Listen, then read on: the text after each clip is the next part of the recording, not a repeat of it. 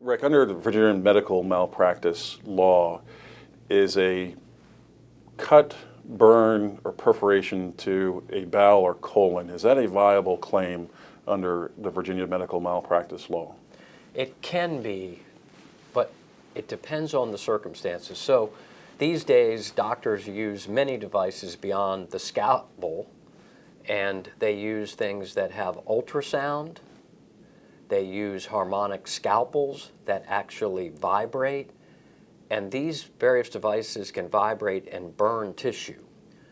Now, the doctor is trying to burn tissue when they're trying to do certain kinds of surgeries, but what could be a viable malpractice claim is when they burn the tissue of anatomy that is not supposed to be burned or lacerated or perforated.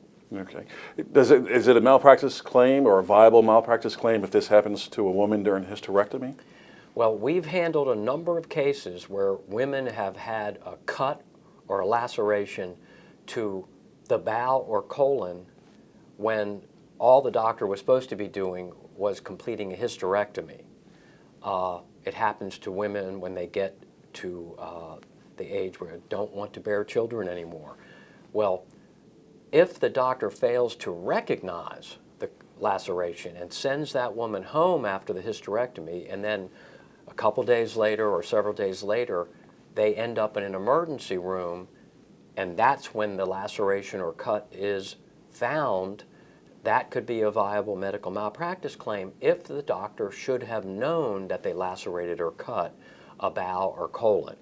And it can relate to really serious complications. Some of these women have to undergo resections of their colon. They have to wear a colostomy bag for 6 months or longer. It can be a very serious complication to cut the bowel or the colon, as you can imagine. Absolutely. Thank you, Rick.